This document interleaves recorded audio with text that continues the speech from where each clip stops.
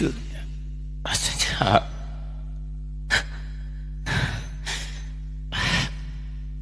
sepertinya jauh sekali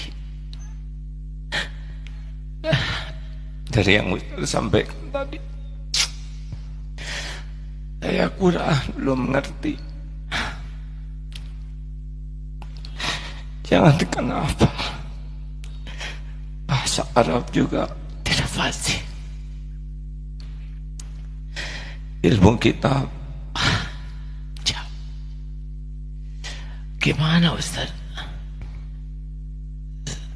Nggak kepikir punya posisi seperti sekarang ini.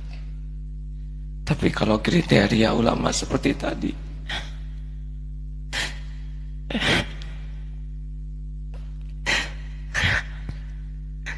jadi tertekan sekali. Alhamdulillah, Allah memberikan jalan di dalam Al-Quran dengan membagikan kualifikasi ulama kepada dasar-dasar yang pokok yang dimiliki, lalu cabang-cabang di pengetahuan. Alhamdulillah, ulama itu banyak. Yang gak hafal Quran ada ulama dah hafal Quran. Yang dah bisa bahasa Arab banyak. Karena itu dasar dari ulama disebutkan di Quran pertama keikhlasan. Iqra bismi rabbikal ladzi khalaq. Artinya Allah membuka peluang pada setiap orang untuk jadi ulama sepanjang dia mau ikhlas. Kedua, tafaqquh fid din, Quran surah ke-9 ayat 122. Dia mau belajar. Gak harus menguasai semua ilmu. Tidak. Apa yang kita ingin ajarkan itu yang kita dalami. Sepengetahuan kami demikian. Saya pernah dinasehati profesor kami saat di Libya. Semoga Allah muliakan beliau. Nah, kata beliau, kalau engkau belajar satu ilmu dan engkau dalami, titiknya begini. Tapi kalau engkau ingin kuasai semuanya, maka beliau membuat lingkaran. Engkau tidak akan mendapatkan apapun. Kosong. Itulah hikmahnya Allah jadikan bahkan para imam mazhab ada 4. Karena ternyata setiap 4 itu melengkapi satu dengan yang lainnya. Kenapa Luqman disebut dengan Al-Hakim? Karena ilmunya memang ilmu hikmah.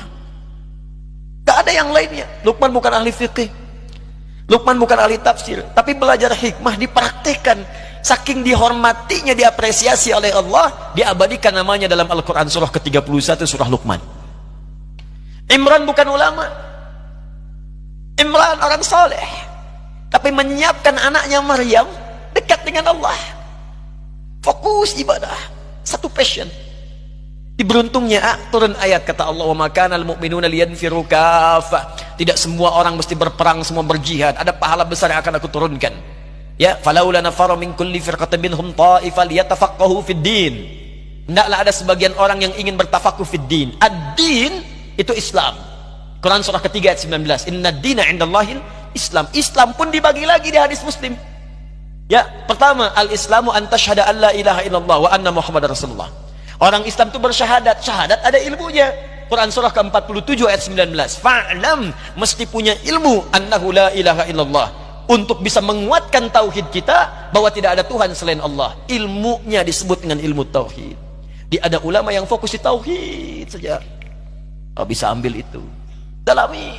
Ada yang mengajarkan tauhid aja, tauhid. Sampai kuliah, ada yang dulu tuh nggak ada kampus, nggak ada apa-apa. Ada yang fokus ke situ aja. Ngajarnya tauhid. Yang dibahas gak banyak-banyak. Kata Abdurrahman As-Sulami, ini hadis yang sangat populer di Al-Bukhari nomor hadis 4719. Al-Bukhari menerima dari Hajjaj bin Minhal. Hajjaj bin Minhal menerima dari Syu'bah. Syu'bah menerima dari Alqamah bin Marthad. Alqamah bin Marthad menerima dari Sa'ad bin Ubaidah. Sa'ad bin Ubaidah menerima dari Abu Abdurrahman As-Sulami. Abu Abdurrahman As-Sulami menerima dari Uthman bin Affan dan Ali bin Abi Thalib radhiyallahu ta'ala anhuma dari Nabi sallallahu alaihi wasallam. Hadisnya, khairukum man ta'allamal Qur'ana wa 'allama. Kalau anda ingin jadi orang baik, kata Nabi, belajar Quran dan amalkan. Tapi kata Abu Abdurrahman As-Sulami, lihat komentarnya. Akhadtul Qur'ana an qaumin. Saya belajar Quran dari kalangan sahabat yang banyak. Dan saya tidak dapati mereka itu kebanyakan semua hafal Quran.